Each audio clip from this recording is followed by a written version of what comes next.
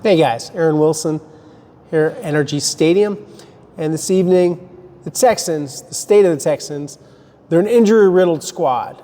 As banged up as I've seen them in years, and it was from an extremely physical and game of attrition against the Denver Broncos. And this is the net effect. And I want to go through most of the key injuries and kind of what we already know and how they'll adapt in terms of key personnel moves, who steps in, who's the next man up, what's their chances of competing against the Jacksonville Jaguars, a team they already lost to once this year.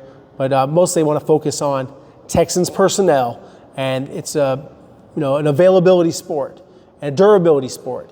And when you don't have the players that you plan to have, that you devise game plans for, that are special players, it's hard to compete. Everybody talks about the next man up, and yes, this is when your depth is severely tested, the way that they've manufactured this roster, and there's not a lot of help coming. You got to kind of go with what you got.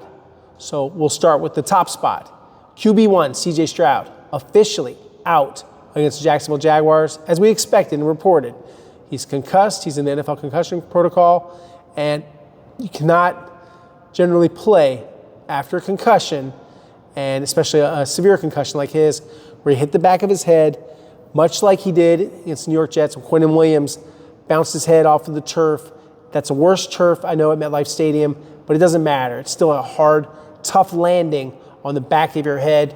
Try that, getting hit that hard, and see how your head feels. So he's was seeing stars, and they had to get him out of there. He's in good spirits, I'm told. That's been reinforced to me in recent days. But yeah, he's not going to play football on Sunday, and we'll see. Can he play in 2 weeks, or is this going to be a situation where they kind of give him the 2 weeks to get himself fully healthy? Remember, the next opponent is the hapless Tennessee Titans, team they already beat before. And I do think that Davis Mills, and we'll get more into this, but I want to finish the injury report before we talk about Davis Mills. So, Kaimi Fairburn, the regular kicker, as I reported last night, he is dealing with a quadriceps injury, and he is out for this game too. That's why they signed Matthew Wright, reported that last night, signed him to the practice squad. So here's the plan. They will elevate Matthew Wright. They normally do the elevations officially on Saturday, so he'll be up. Kaimi will be an inactive player, and then he will kick for the Texans. The good news is he's an experienced kicker, and he has kicked actually for the Jacksonville Jaguars before and won a game for the Jaguars. He's kicked for the Kansas City Chiefs, the Washington Commanders, and several other teams. So he's kind of a journeyman kicker. He's close to Kaimi's age, and he's a reliable guy. They actually feel like lucky to have him step in with this situation. So going down the injury report, and this is also troubling.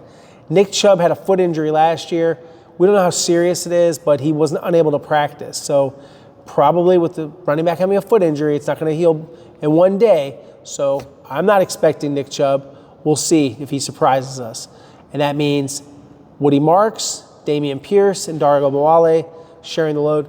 I could see them starting Pierce, who had of course, never forget that angry run of the year against the Jaguars. Epic tackle breaking display. But he hasn't been Dameon Pierce in years. So we'll see. Titus Howard, right tackle, concussed. And they didn't officially rule him out the way they did the others. But when you're concussed, it's very difficult to play. So until they return to practice, if they're not practicing tomorrow, they're not playing. So that means Blake Fisher, and it means no jumbo package in all likelihood. So Blake Fisher steps in as right tackle. And then it keeps getting worse in some ways. Jalen Petrie suffered a concussion at the end of the game. I'm told it's not long term, but obviously they're going to follow the protocol. And the protocol mandates under the NFL, there's no short-term concussion. Generally, it would be shocking to see. After not practicing today, he's back out there tomorrow and practicing Friday, and all of a sudden clear, no symptoms. I mean, that is kind of a real dream scenario, and I don't anticipate that happening. So very good chance that he's not playing nickel. As you guys know, Jalen Smith was placed on injured reserve. So he's out for the season. That's the second time on injured reserve this year, and he was the third corner, and he could even play some nickel. So right now, they've got to have someone step up at the nickel spot. They've used D'Angelo Ross there before. He's practiced at nickel, and so we'll see if they have Ross do it. They did have Elijah Huzzy activated. He's made a great recovery from the torn ACL at the East-West Shrine game, and he made it back earlier than expected. And they're pretty happy with Huzzy, and they think that he can play. He actually can play some nickel. I don't know if they'd have him play nickel and start. I think probably special teams, but he's on the active roster. So Darrell Taylor, also out for the year, injured his ankle. And so he wasn't really having the season that we thought he would. He looked much better at training camp, and he hasn't shown that kind of burst off the edge at all. And so Christian Harris, who is not a big factor at all, he's got a shin injury. He's not practicing. I do think there's a chance to get Will Anderson Jr. back from the quadriceps injury. He did not practice, and he seems to be pretty healthy the way he finished the game. And he was at a community event and moving pretty well from some people that were there that saw him. So maybe they get Will Anderson Jr. out there. Ed Ingram, this means the entire right side of the offensive line did not practice, their right guard. Remember, he finished the game. So I would tend to think that Ingram, that they're going to manage this injury and he'll get back out there. They always rest Denico Autry. He's played very well since being activated. He had that blocked field goal, and he's one of the top kick blockers in the NFL. He's also a good pass rusher. And he just gets rested. They say DNP for him. He did not practice. So that's what with him. So 10 guys, 10 did not practice. That's rough. I mean, they are in dire straits for health and, kind of the, contingency plans, like what can you do? I mean, it's a tough situation when you don't have, so many guys playing. Kamari Lassiter can play some nickel, but that would weaken you at outside corner. You've got Jalen Reed can play some nickel. MJ Stewart can play some nickel, so there's some flexibility there. Tremont Smith has that ability, so I kind of feel like Tremont Smith, is probably the most likely to get in the mix, but they've had a few other contingency plans that they've used. I don't anticipate, like I said, Will Anderson Jr. missing the game. If they didn't have Ed Ingram, then Juice Scruggs would be next man up. That's what they did in the game when they had an injury to Ingram, so they might have to go that way. They're healthy, at all the skill positions except for quarterback and running back. That's a big deal. They're healthy at wide receiver. And Dalton Schultz did practice, so that's positive. Harrison Bryant didn't practice, so they're thin at tight end again, and Cade Stover's not being activated this week. We're hearing next week he'll return to practice. So Texans are definitely between a rock and a hard place when it comes to the injury report, and this is obviously not ideal. I'll talk a little bit about the Jaguars. They have one of the better nickels in Jordan Lewis. He didn't practice due to a neck injury. Brian Thomas Jr. is still injured with an ankle. One of the reasons why they traded for Jacoby Myers, so the Texans will prepare for Jacoby Myers. One of their starting offensive linemen, Ezra Cleveland, did not practice, and one of their tight ends, Hunter Long, did not practice, excuse me. So they're also banged up, but they will get Devin Lloyd out there.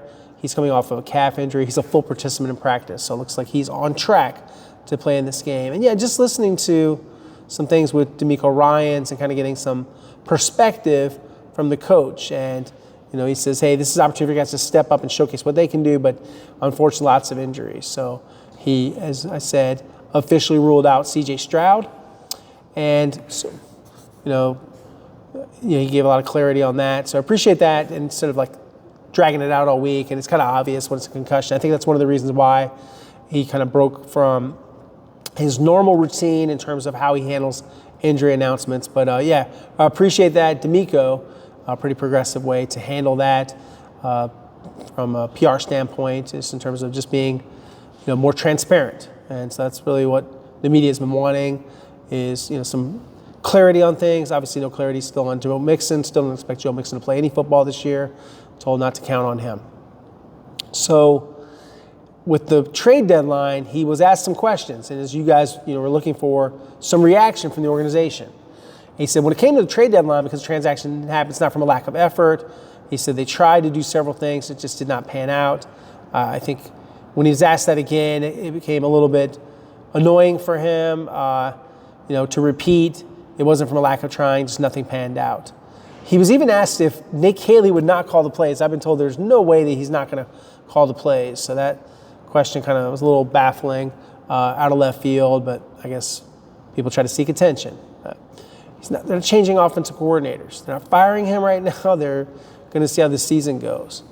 So they're just a banged up team, and now they got it ready for, Jacoby Myers and, everything that the Jaguars do. And, he's a smart player, someone that can catch the football very well, has made a lot of plays. They have not ruled out Nick Chubb. They're going to see how it goes as the, week goes on. And it was interesting to hear from D'Amico on the offense. How involved is he?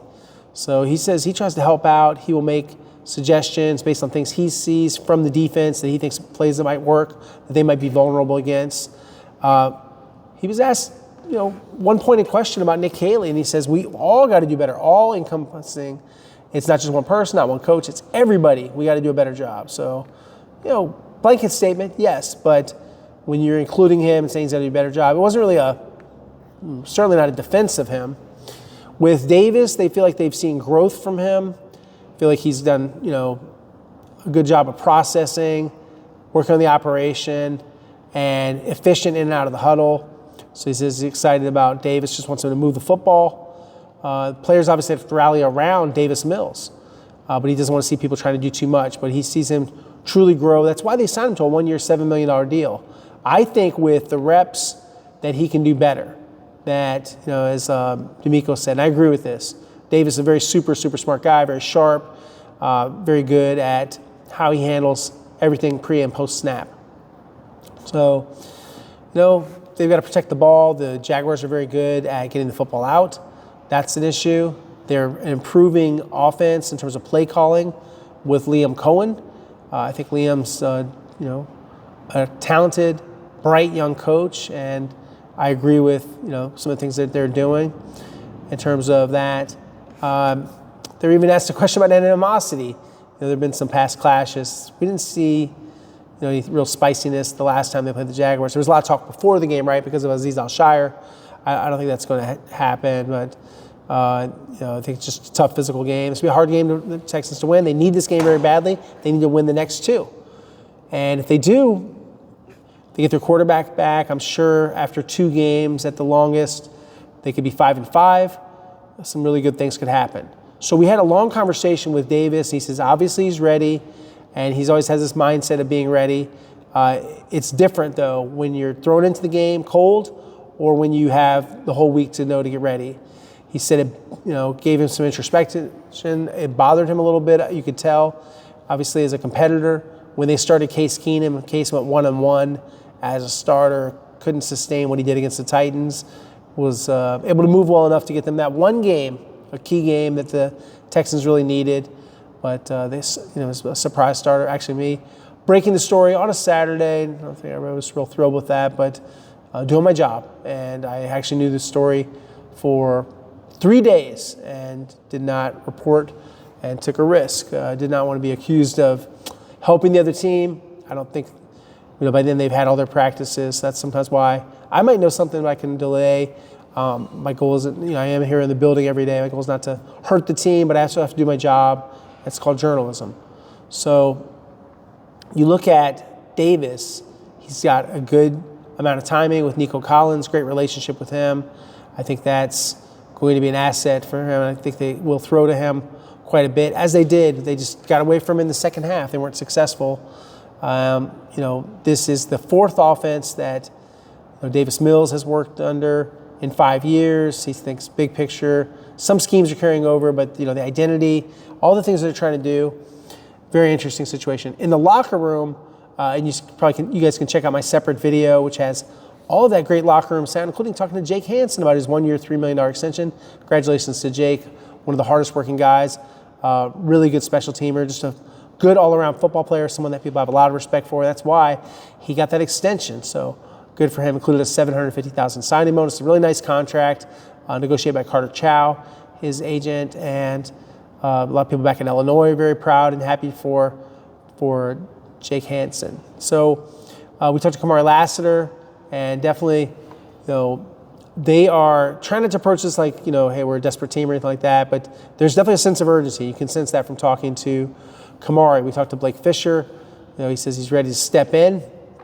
And, so kind of moving around the locker room. We talked to Christian Kirk, his second game against his own former team, the Jaguars, and he had some production and some plays I think he wished he could have back.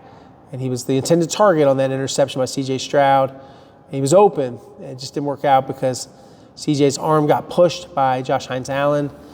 We haven't talked to Ariante Ursary, but we'll talk some more with him. I think he's made a lot of progress since that game when he was, really struggling out there, really swimming in terms of mentally and physically in that game against one of the most efficient pass rushers in the game, very underrated player in Josh Hines-Allen.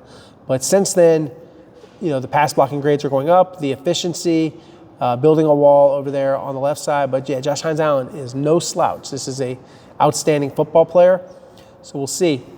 How does Tay Ursary perform this time in that kind of matchup? So we're going to get, like I said, we're going to get more into matchups, but I think we got to go over a lot of personnel stuff. And that's what I wanted to kind of start the week with here, midweek, with where the Texans stand. And, they've got to get more out of a lot of people. We talked to Jalen Noel, and, the hope is that they'll involve him more. He only ran at 11 offensive snaps. He ran 4 pass routes. He was not targeted. He did have a 45-yard punt return. So they got to take this big playability that's obviously there in Jalen Noel, and they've got to extrapolate that. They got to get something out of him. This is a young football player that can help them, and they need all the skill talent that they can get out there. They've got to establish the run. You guys probably saw the tape. Very rough tape for Laken Tomlinson against Zach Allen. And you saw they couldn't get a hat on Dre Greenlaw, and it affected everything. That's why you got to look at why they couldn't score. They're still a bad red zone team, 31st in the NFL. It's because they cannot budge people.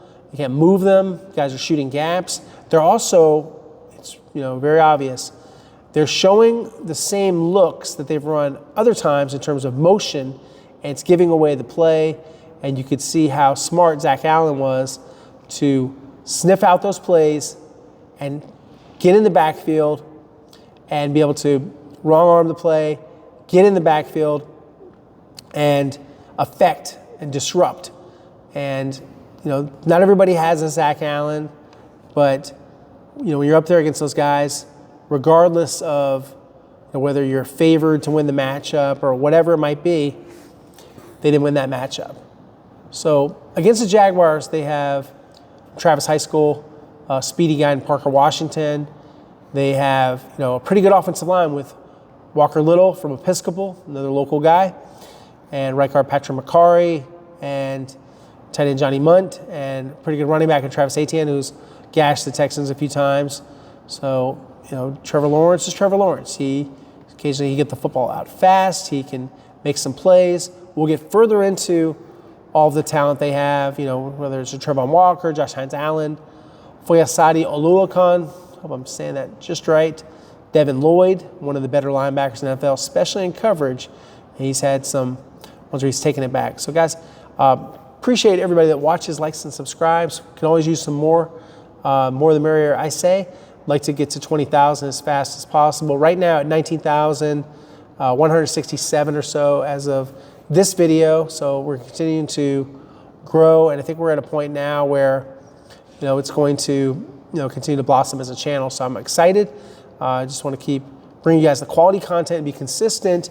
And, this is here for you guys. So I like your feedback. Please leave comments, and it helps me when you watch, more of the video. It is a numbers game. So when I say that, what I mean is, I'll just be very specific about it. If you watch the entire video and let the ads play, which you don't have to pay anything for, it increases the algorithm's recognition of the site. It makes the site bigger and better. It also increases the financial performance of the site. When people watch, half the video or a little bit of the video, it's not quite the same. And, I understand everybody loves shorts because we are, all have a short amount of time and short attention span, but it really helps to watch the videos. The long form is what makes the difference. So, guys, if I start seeing the kind of numbers, sometimes the numbers are very good. Like we had 7,000 for a video last week with a long form. I see that, it's more inclined to have the lives and to answer more of your questions. But yeah, let me know, guys. I want to hear from you all on what you're looking for. and I'll try my best to deliver it while juggling my other responsibilities with KPRC2 television, where I'm on there regularly with Randy McElvoy. Of course, I'm on Sports Talk 790 on Fridays, breaking down, previewing the game. All the great people over there. And I'm on Aaron Wilson _NFL on Twitter, Aaron Wilson 7128 on Instagram. I'm even on Threads. I'm on all kind of stuff. But the big thing is, I'm here for you. So let's keep this thing going. Let's keep growing. I'm excited. Despite the team's record, I think there are brighter days ahead for the Texans. Maybe that's next year. We'll see. There's a lot of football left, as everybody will tell you, and we'll see how they handle the rest of the season. But check out those conversations with Matthew Wright and Jake Hansen and Kamari Laster, Blake Fisher, CJ Stroud. I'm sorry, I meant to say, I'm so used to saying CJ Stroud. Davis Mills, the new QB1 for this week, pardon me, and D'Amico Ryans. So candid D'Amico Ryans, breaking it down, acknowledging the state of the team. They're one banged up squad. They are a mash unit. Get the Red Cross out here. They are hurt. So we're going to see what these backups are made of, because it's a very good reality. It's a very certain reality that the Texans are going to have to play without a lot of their main guys. So possibility they could play without, possibility. They will play without CJ Stroud and Kaimi Fairbairn. Possibly they'll also be missing Jalen Petrie due to a concussion, and Nick Chubb due to a foot injury, and Titus Howard due to a concussion.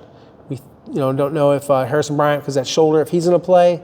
We're going to find out about Nick Chubb and his foot injury. Will Anderson Jr. in a quad. Kind of think that might go in the right direction still. And then, Ed Ingram, I think, is going to get back out there. He's got a knee injury, so we'll see. But this could be the game where the Texans' backups are severely tested.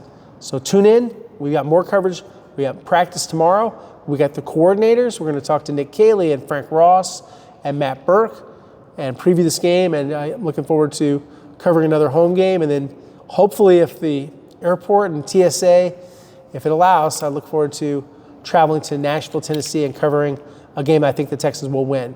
So anyway, guys, talk to you soon. Thanks very much.